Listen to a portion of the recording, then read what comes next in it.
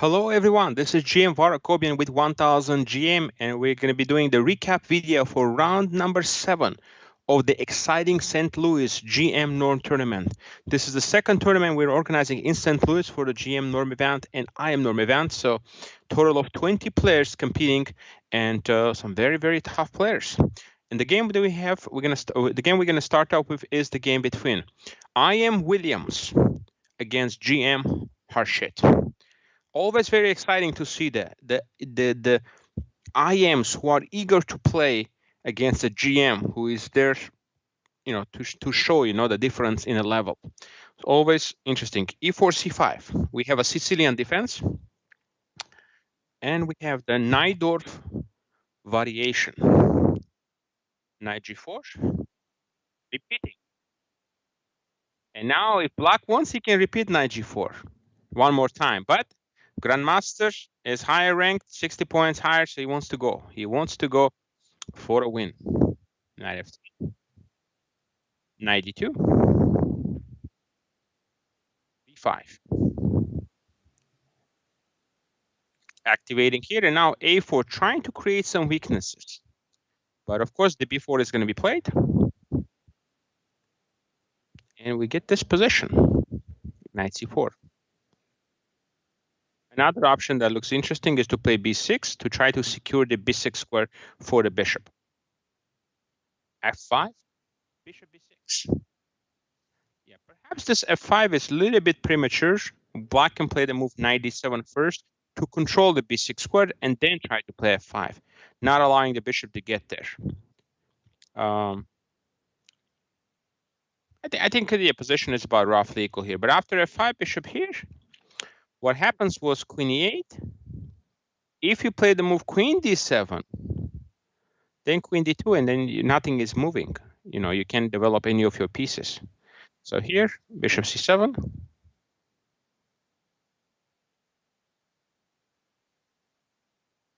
Now we have Knight B6 here, played by IM Williams. But here there was an interesting tactic he could have implemented here. And after he had done that, he would have had a very good position. So that tactic goes like this. Knight takes C5, hitting the queen. Takes. D6, attacking the bishop. Take. Bishop takes D6, and now the rook is under attack. And threatening Queen D5 check, Queen takes A8, Rook F7, and simply Queen D2, and getting ready to pick up the pawns. Bishop C4 is coming up as well here. So this would have been a really nice tactic and a decisive advantage for Justice Williams. So unfortunately, he missed this trick.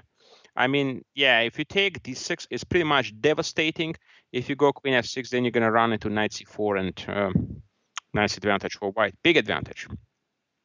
So play Knight B6, now Bishop B7. Interesting decision given up, but why not Rook here? This seems like the move to attack the bishop. Bishop B8, Rook B7.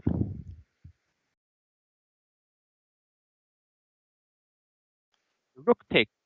Now the bishop is trapped. Bishop takes. Queen takes G2, hitting the rook. Rook F1. Rook takes. And we reach this position where we have equal amount of pawns. White is up exchange, but there's a lack of coordination here. A lack of coordination. H2 is saying in D5, it's just going to make a big difference. The lack of coordination in this position. So Queen E2, Queen takes D5 is coming up. Yeah, so this would be a very nice, compensation, I should say, for both. But instead, Grandmaster Harshit didn't believe in the move of A7 probably, and just thought, okay, I go here. But now, this is just the exchange. This is just a pure exchange for IM Williams, and he goes back Bishop A5. Bishop E2, developing. I mean, you can take on G2, but Bishop F3, Queen E2. Blockade has been established. You're going to take on B4, long castle.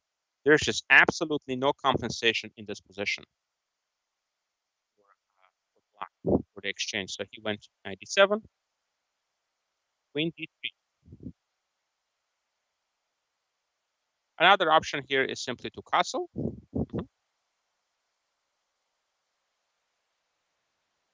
Queen h3, 95, castles, rook f5, activating the rook. I mean, yeah, it looks like black is getting a little bit of counterplay here, but really it's not as much. And there's a lot of times the move queen e6 will be played, swapping the queens here. Perhaps bishop b7 would be the best move, threatening bishop c8. So that is going to kind of force this move. And after captures occur, yeah, it's technically winning position, you know. d5, rook d4, picking up here, rook a d1. So, but instead rook f5 was played, and now bishop takes a6, picking up that pawn, knight g4, bishop c8, and now bishop b6, just protecting. There's just no compensation. The queen is going to swing back now on b3, protecting d5, rook g2, queen takes c4, trying to go for the mate. Of course, you know, there is a mate threat on c2. You don't want to do anything like this because that's just going to be a mate.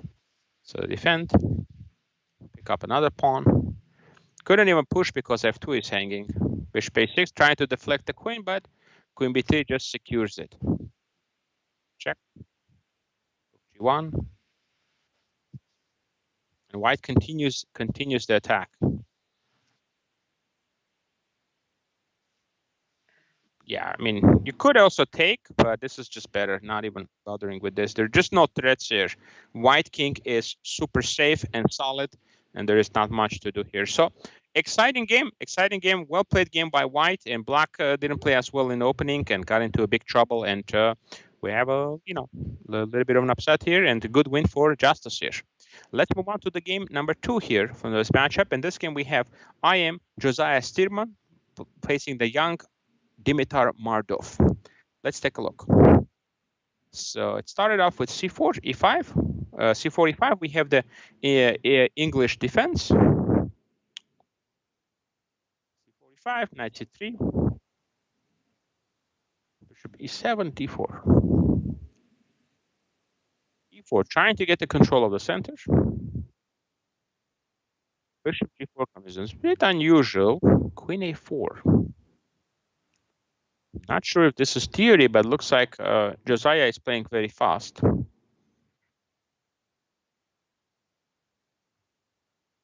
looks like white's got some edge here. b3 is under attack. This bishop is here, so it looks like white's got some edge. Queen takes b7. Another option would have been just to take. Rook g1, putting some pressure. Now bishop d2. The point of bishop d2 is you want to go long fast and put the bishop on c3. Okay. Play queen b7, takes.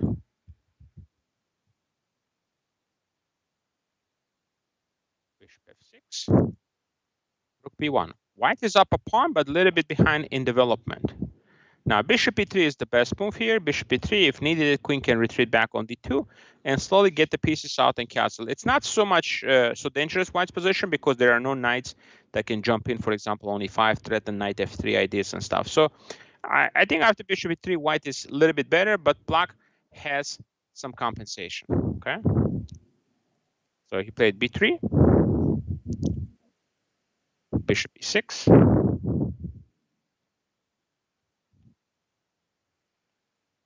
queen d2, c6. This is very logical because when opponent king stuck in the middle of the board, the logic is you want to break the center, okay? And that's exactly what you're trying to do. Bishop a3, bishop e5, bishop b2. Trying to trade now. Yeah, I'm wondering if maybe just bishop d3 would have been better. Bishop d3, rook g1, and try to go for f4 instead of doing this bishop moves. Because black is getting a grip a little bit on the dark side, and now d5 comes in. Takes. Yes. Again, the weaknesses of the king is giving a black the opportunity to play. King h1. Of course, you can't take with the bishop because the bishop has to guard this, and you get mated. So we get a position like this where white is up a pawn, but in fact, it's a little bit uncomfortable because opponent is never trading queens, of course. And as long as the queens are on the board, you always have to worry about the checkmate threats. Queen h4. This is inaccuracy. Rook d4 might have been a little bit better here. And try to get the rook on d8. And see, for example, this kind of moves don't work because you can take and then get a back rank checkmate. So queen h4, queen e5, queen g3, queen h6, and now bishop d3. And after transfer of the queen on g3, it feels much safer, the position. And now I think white is fine here. Up a pawn. Again, should be close to a draw, this position. h4 is a good move. Bishop e4 trade. And now we just see a blunder. Here white played the move queen g5, which turned out to be just simply a blunder, the oversight. So better move here is just simply to play queen f4 and to protect e4 here. Queen f4, queen takes c5, b7. We have pressure on f7. It's a game. It's a game. I think it's completely equal. But what happened was when queen g5 was played, I think white thought that he cannot take the pawn because take, but then his return checks and then picked up the queen.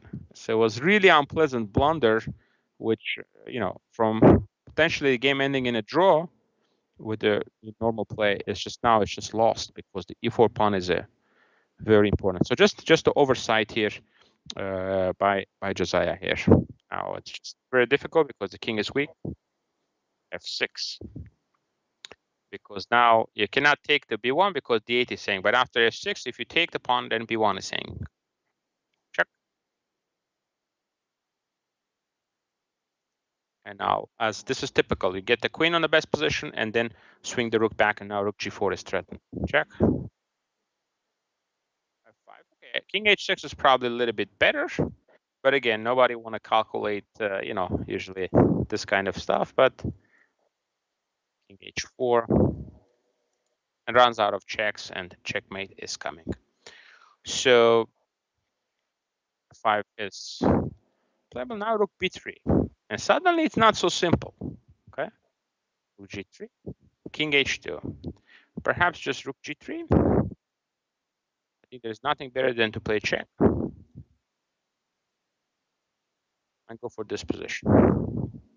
Rook g5 is going to be met by g6, so rook a3. And this position is technically winning for black, but you still have to show some technique to win this position, okay? But king h2, now, and rook is coming to d2.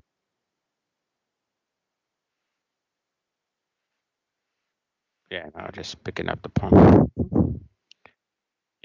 Yeah, just queen f4 rook d2 is, yeah, I mean, taking on d2, queen takes d2, so that doesn't really help anyway. So anyway, interesting game. Unfortunately, it was just decided by basically a queen g5 blunder.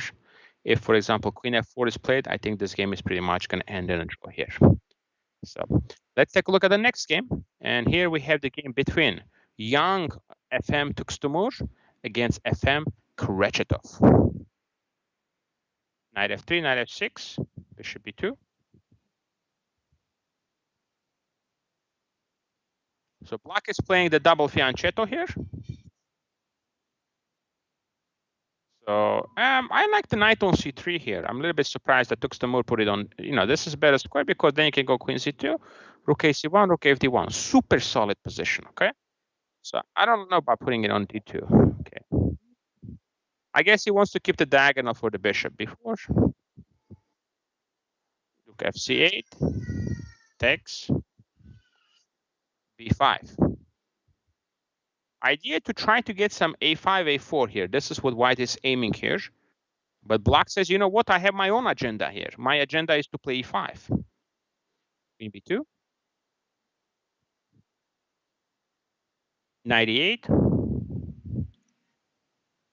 D1. E4. Attacking the knight. Black is taking over the game now. Knight E4 comes in. Knight E5 comes in. Nice space advantage here for FM Kretchetov. F5. A5. Rook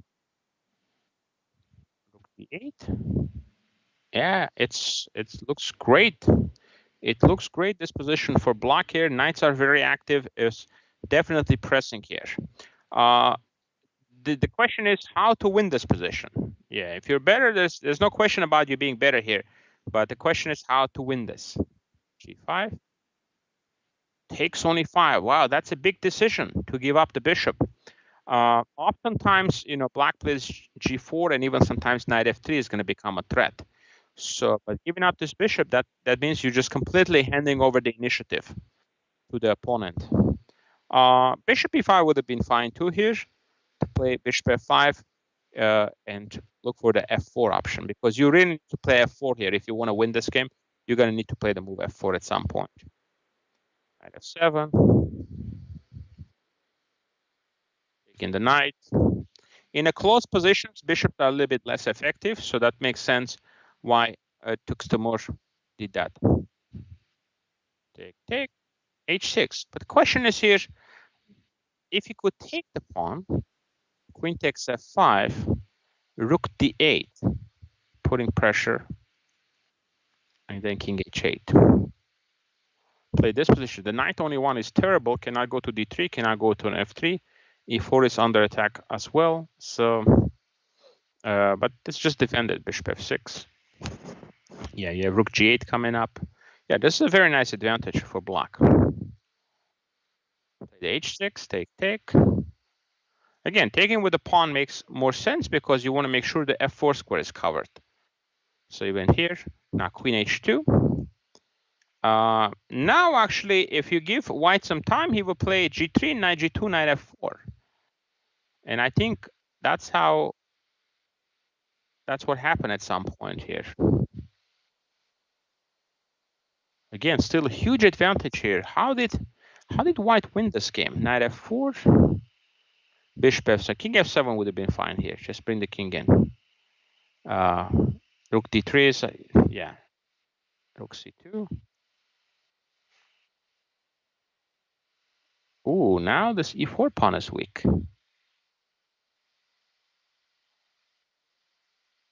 Ooh, that was the losing move, basically. Yeah, so here there was just, you had to get your king in. You got to get the king in this position. It's very important. It's an endgame. Bring the king closer. And here we see rook D1 was important to come in. And if something like this played, you play rook C1, you attack this. Okay. Still advantage here for black. But after the trade, G6, king E3.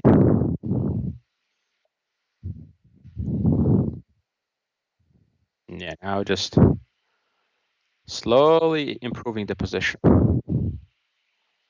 Pretty much a Suksuvang. You move the king, king E5 is coming up. Yeah, bishop F4 was just a game-losing blunder. 94.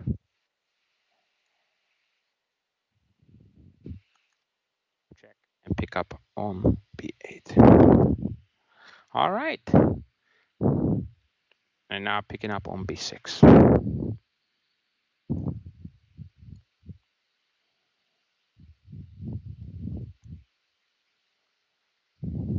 Yeah, now just, yeah, what a turnaround, I mean, black was just entire game. I talked to Kretchetov after the game. He was very disappointed. He mentioned that, he had a really dominating position, and now I see, throughout the whole game, he's doing quite well. If he just plays king G7, it's just probably going to be okay, Knight here, king F6. Now I want to go king F5, bishop C7. Yeah, the point is if you go here, you run into king E4, and D6, bishop D8, and king D5 is here. Okay. So let's say this. Yeah, you're going to be a little bit better here, but it's going to be hard, really hard to do anything here. You know, h5, h4 is always going to be a threat. So yeah, tough decision here. But again, you know, just one bad move, probably, you know, and I don't know, he still had 15 minutes. Wow, so he basically went for this position thinking that he has to take, because he did not even think much. Maybe beforehand he already decided he has to trade. Yeah. All right, let's move on to the next game. And this next game is, we have a game FM, Gedaljevic versus GM. So it's always interesting matchup when you have FM facing a GM. So let's see here. E4, C5, 96. Bishop E5, we have the Rosolimo. E6, castles. D4, trying to break the center. Inaccuracy. The better move here would have been A6. Okay. A6 would have been better, just to put pressure a little bit here. G6, bishop E3, bishop E2 back. White is grabbing the big center. Question is, what setup Black is trying to play here? The hedgehog setup? Queen D2, yeah, this makes sense. A3. F5.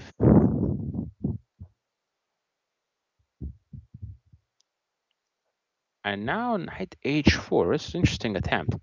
He did not want to take back with a rook, because B4 with idea B5 and pick it up. Okay, this would be nice. F3. Yeah, F5. Bishop F2. Bishop D6. Putting pressure. Wow. G3. And this is the key moment, to go for it or not. You know, if you want to go for it, you kind of have to go for it pretty quickly, because 94 is coming up. So here we see the tactic. Bishop takes. Knight takes. Putting pressure on the rook. And now white king is exposed. Queen D6 played. Proposing the trade. It's occurred. Rook F5. Another option is to play, for example, rook F7. Black definitely has compensation here. But now 94. Bishop takes F4. Okay, Black could play rook AFA. This is probably better. Knight D2. G5 now. Threatening some ideas like G4. Bishop D3. Bishop E3. Take. Rook H3. And it's some complex position.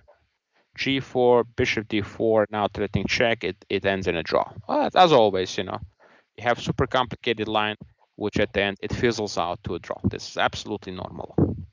So that didn't happen. He played Bishop takes E4, takes, and now Rook F4, attacking the pawn. Now King G2. Ooh, this is an opportunity here for Max Gedaljevic to play for a win against the Grandmaster. King E1 needed to be played. Sack another pawn. King D2. Now threatening a Bishop F3 threat and picking up the pawn on D7. So it's very hard to defend against all these threats. So Rook D8. Let's go. B4, C5. These pawns are too slow. They're not going anywhere. And white has a clear plan with the C5 here to try to get some winning chances. White is absolute in no danger in this position. He is the only one who can play for a win.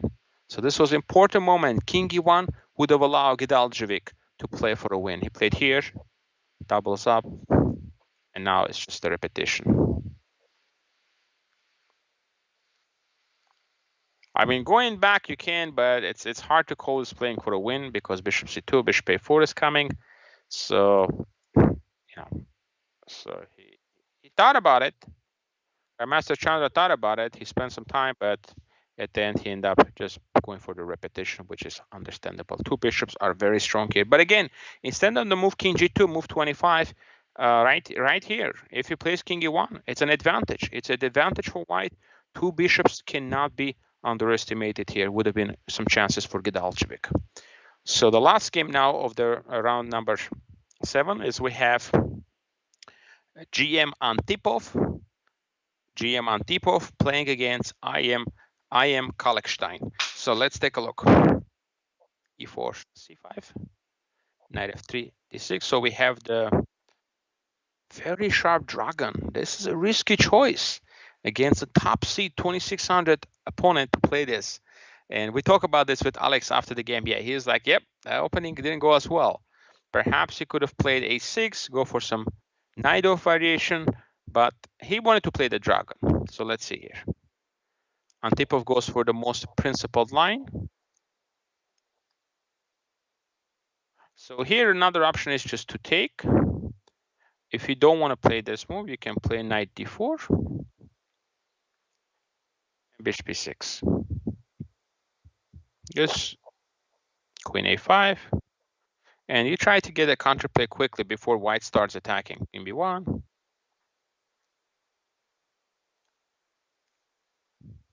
Yeah, it's with the unclear game, basically. A5, a4 is coming up. Very, very unclear position.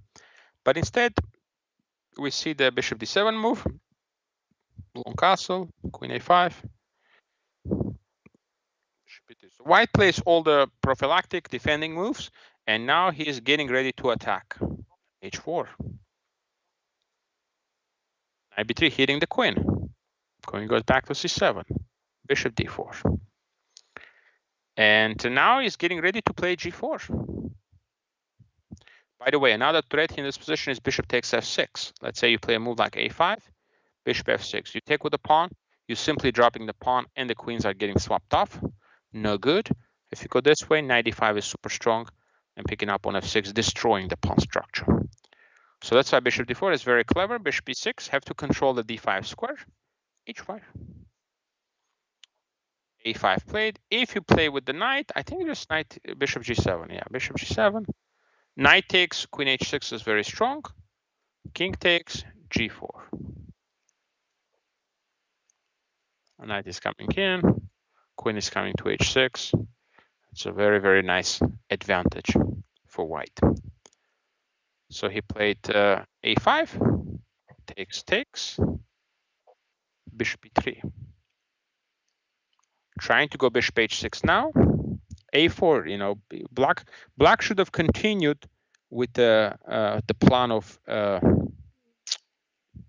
a4 here, but it went here. Knight b5.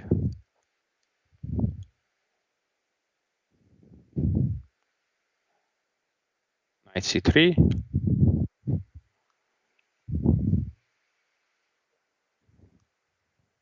b5. b3. Bishop h6. Bishop h8. So get this position, and now here actually there are a few different ways to play here. The strongest, the g4 is a good move. White is doing very well here, but here I guess there was a very nice move, bishop f8. The point being is if you take with the rook, just rook h8. So if you take with this guy, then simply you get mated. Boom, boom, and a boom. You're just getting mated here. Okay, can't go anywhere. So bishop f8 would have been very nice idea. If let's say knight h5 comes in, simply g4 and getting ready to take.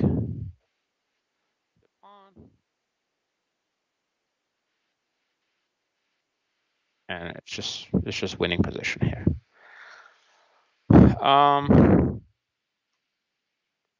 So g4 was played, and here you know, position is very difficult, attack is quite strong. He decided to go with bishop g4. Okay, f takes g4, knight takes e4. Another option is to play queen takes here, rook dg1, queen takes e4, Knight g3 attacking the queen. Bishop g5, putting pressure and trying to land the knight on f5. Okay. So this is very strong as well. But play knight e4, queen f4, and rook df1. Now simply attacking the pawn on f7, e5, queen h2.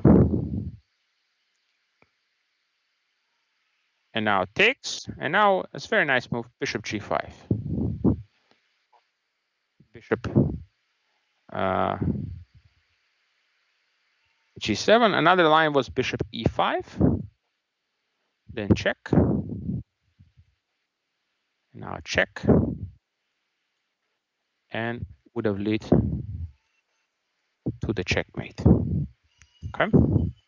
So in this case, but with bishop g7 played, now I played here, and now both moves are winning here. You can play queen g7, but he decided to play queen h8, which is very, very nice. Now I have to take back, rook takes, and bishop f6 leads to a checkmate. Very nice finish for a GM Antipov. He showed he's in great shape in this tournament, winning one game after another, and leading the tournament convincingly. For I am Kalekstein, this was just a very difficult opening choice against a strong Grandmaster. He basically got into a very, very strong attack and got checkmated. So thank you guys. Thank you everybody for watching the round 7 recap. We'll be back with the round 8 shortly. Hope you enjoyed this, and make sure you subscribe to 1000 GM YouTube channel, and so you can see all this content, and put a like, and put your comments. We would love to hear your comments about this game analysis we covered. Thank you everybody. See you soon.